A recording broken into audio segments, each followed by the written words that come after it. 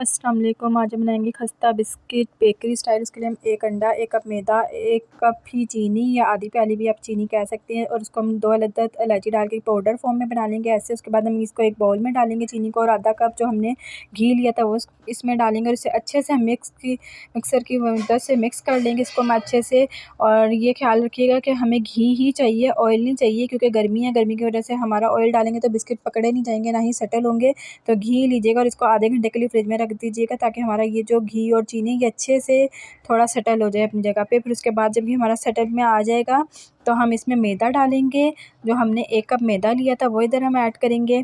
अब हमने अंडे की एक जर्दी लेनी है, सफ़ेद ही नहीं लेनी, जर्दी लेनी है। उसमें हम येलो फूड कलर थोड़ा सा ऐड करेंगे। येलो फूड कलर ऐड करके हम इसे अच्छे से मिक्स करके रख लेंगे, जैसे मैं कर रही हूँ। आप देख सकते हैं कि अंडे की खाली मैंने 2 अदद भी ले सकते हैं, अगर कम पड़े तो आप 2 अंडे की जर्दियाँ ले लें, और अगर ना हो तो मतलब 1 ही ले लें। मैंने 1 ही ली थी, और उसमें मैंने फूड कलर डाल लिया था येलो कलर का, उसे अच्छे से मिक्स करके मैंने साइड पे रख दिया था। फिर यहाँ पे हम इसको फ्रिज से निकाल के 1 कप मैदा ऐड करेंगे। हम इसमें जो छान कर मैंने पहले से रखा हुआ था, और आधा टेबल स्पून हम बेकिंग पाउडर ऐड करेंगे। मीठा सोडा नहीं डालना, ये याद रखिएगा। बेकिंग पाउडर ऐड करेंगे। उसके बाद हम इसे हाथों की मदद से अच्छे से मिक्स कर लेंगे, और इस तरह से ये एक डो बन जाएगी। फिर हम एक शॉपर लेंगे, शॉपर की हेल्प से हम इसको उस पे डो को शॉपर पे रख कर ऐसे बेल देंगे, जैसे मैं बेल रही हूँ। ज़रा शॉपर रखने से ये था कि अच्छे से हो रहा था, मतलब बेल रही थी, और ईज़ी से उठाया भी जा रहा था हाथों की मदद से ना, मतलब हम आराम से इसे उठा रहे थे। उसके बाद हम इसे शेप देंगे।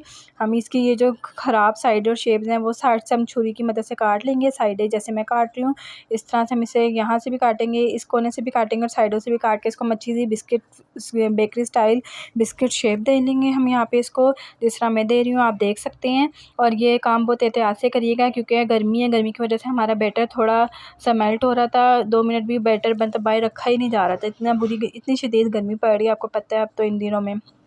तो यहाँ पे आप देखें मैं बिस्किट शेप दे रही हूँ। हमारे बिस्किट शेप माशाल्लाह कितनी प्यारी आई हैं, आप देख सकते हैं।